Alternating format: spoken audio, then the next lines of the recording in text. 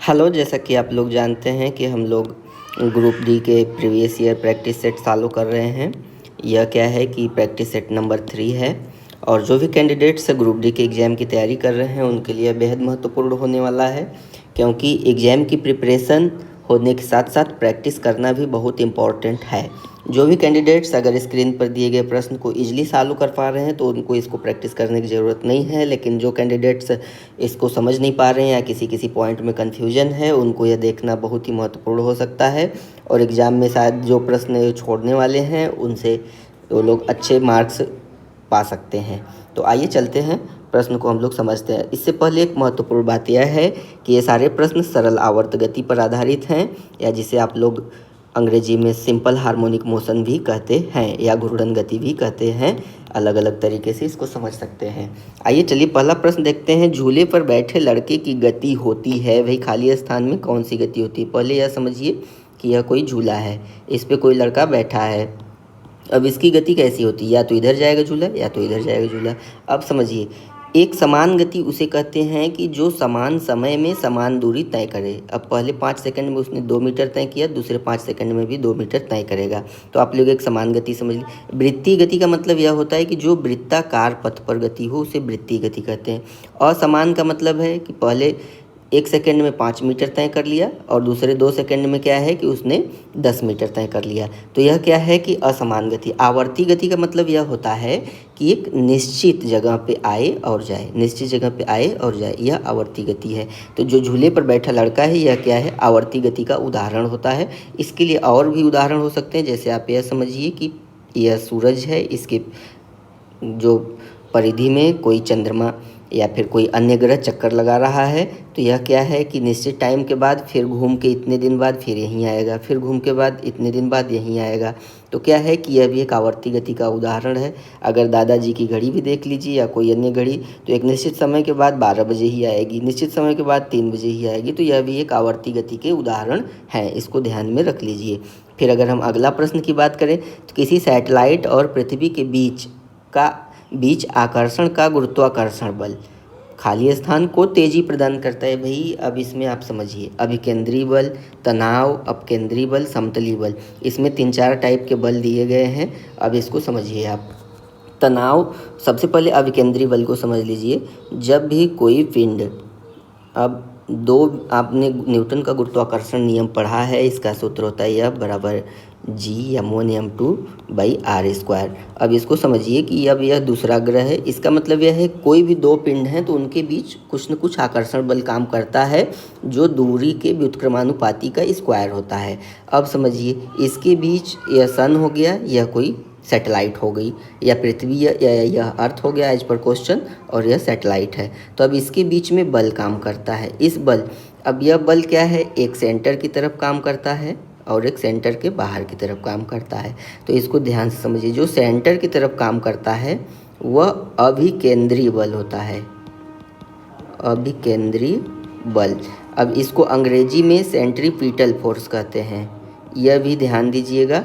Centre पे, centripetal, centre पे, इसे सीधे ऐसे भी लिख के आता है प्रश्न, सेंट्रीपिटल फोर्स। तो उस टाइम पे आप कंफ्यूज हो जाएंगे, तो इसलिए अभिकेंद्री और सेंट्रीपिटल दोनों याद कीजिएगा। सेंटर पे मतलब कि हमेशा सेंटर की तरफ जो बल काम करता है उसे सेंट्रीपिटल फोर्स कहते हैं। तो इसमें जो ऑप्शन है यह सेंट्रीपिटल फोर्स है। अब भाई जो बाहर की तरफ जो बल काम कर रहा है यह क्या है? अपकेंद्री बल होता है, यह अपकेंद्री बल होता है। यह हमेशा बाहर की तरफ काम करता है। इसे अंग्रेजी में सेंट्रीफ्यूगल फोर्स कहते हैं। सेंट्रीफ्यूगल हिंदी में भी लिखा आता है, जैसे हमने सेंट्रीपिटल लिखा है कुछ इस टाइप से, सेंट्रीफ्यूगल फोर्स या सेंट्रीफ्यूगल बल, यह बाहर की तरफ काम करता है। अब जैसे कोई भी कार टर्न लेती है तो यह कार इधर जाती है, इस पर कई बल लगते हैं। इधर एक तो इस डायरेक्शन में जाती है और एक सेंटर की तरफ, तो सेंटर की तरफ जब जाती है तो सेंट्रीफ्यूगल फोर्स काम करता है, सेंट्रीपिटल फोर्स काम करता है, अभिकेंद्री बल। बाहर की तरफ जब जाती है तो इसे सेंट्रीफ्यूगल काम करता है। लेकिन इस पे जो पैसेंजर हैं, आपने ध्यान दिया होगा बस में बैठे हो, जब बस टर्न लेती है तो आप बाहर की तरफ मुड़ते हैं, तो उस टाइम पे पूछेगा कि पैसेंजर पर कौन सा बल काम करता है, तो अपकेंद्री बल काम करता है। इसको ध्यान दीजिएगा। हालांकि इस प्रश्न का ऑप्शन ए सही है। फिर अगला प्रश्न है किसी दोलक द्वारा एक आयाम पूरा करने में लिया गया समय क्या कहलाता है? इसका उत्तर है आवर्तकाल। लेकिन अब इसमें आयाम, दूरी, आवृत्ति और आवर्तकाल, अगर आप इन चीज़ों को नहीं समझते हैं तो इसको आइए समझ लेते हैं।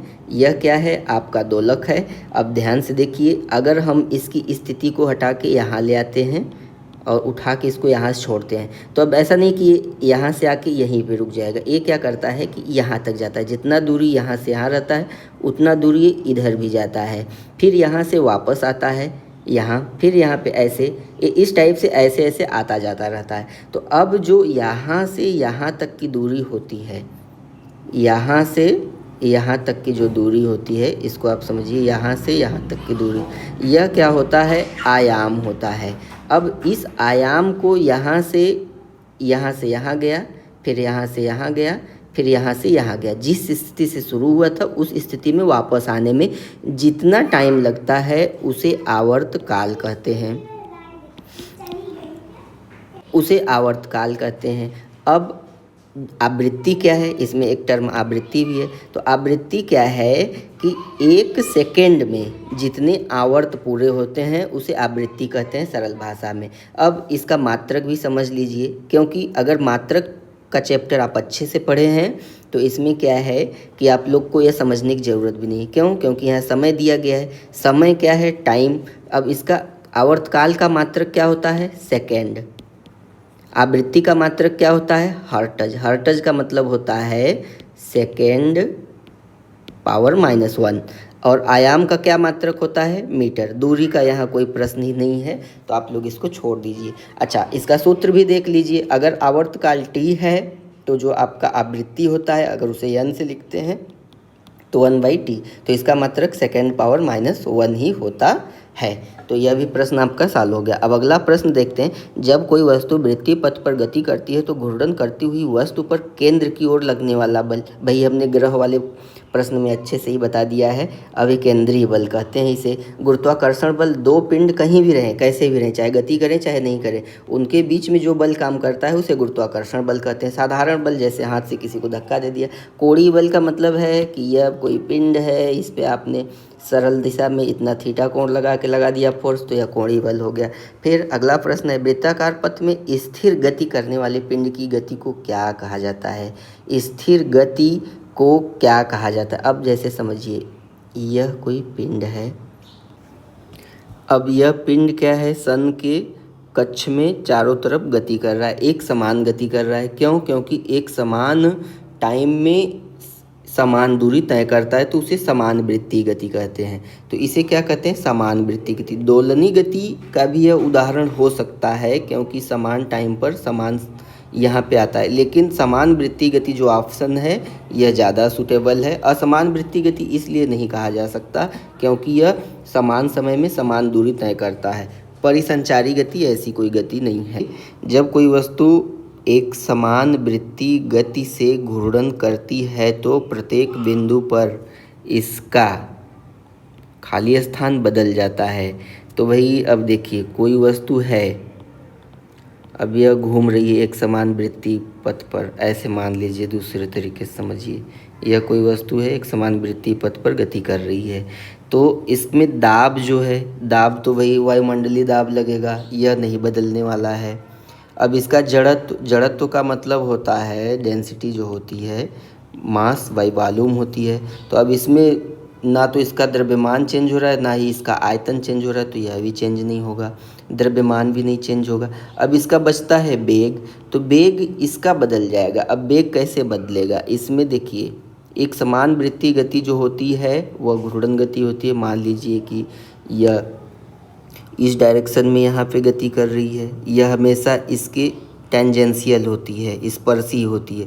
अब यहाँ पे इसका डायरेक्शन चेंज हो गया, यहाँ पे इसका डायरेक्शन चेंज हो गया, यहाँ पे इसका डायरेक्शन चेंज हो गया, तो क्या है? इसका बी ऑप्शन सही है। फिर आगे देखिए अगला प्रश्न, किसी निकाय को एक समान वृत्तीय गति में चलाने में लगने वाले आवश्यक नियत बल को क्या कहा जाता है? भाई, चलाने में आवश्यक नियत बल अभिकेंद्रीय बल है, मैंने ऊपर बताया है। क्यों? क्योंकि गुरुत्वाकर्षण बल किसी भी दो पिंड में लगता है, चाहे वो चलें चाहे नहीं लगे। अब अपकेंद्रीय बल क्या है कि यह हमेशा बाहर की तरफ काम करता है घूमते हुए, तो यह क्या है कि चाहेगा कि हम छूट के बाहर हो जाएं, हम गति करें ही नहीं, तो इसलिए इसका ऑप्शन सी सही है। फिर अगला प्रश्न, यदि कोई पिंड रूपांतरित गति में एक वक्र पथ पर गति करता है तो इस गति को कहेंगे, तो इस गति को वक्र रेखी गति कहते हैं, क्योंकि इसको ध्यान दीजिएगा, सरल आवर्त गति में क्या है कि एक निश्चित टाइम पर वहाँ से यहाँ आना जाना रहता है इस पिंड का।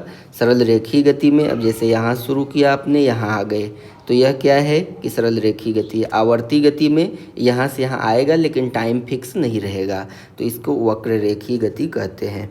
फिर अगला प्रश्न जो बहुत बार पूछने में आता है, डेयरी में प्रयोग की जाने वाले दूध से क्रीम को अलग करने की प्रक्रिया क्या कहलाती है, तो इसे अपकेंद्रीकरण कहते हैं, सेंट्रीफ्यूगल या सेंट्रीफ्यूजेशन। तो इसको ध्यान दीजिएगा, ये सारे प्रश्न बहुत ही इंपॉर्टेंट थे। अगर कुछ भी डाउट रहता है तो आप हमें कमेंट करके बताइएगा। धन्यवाद।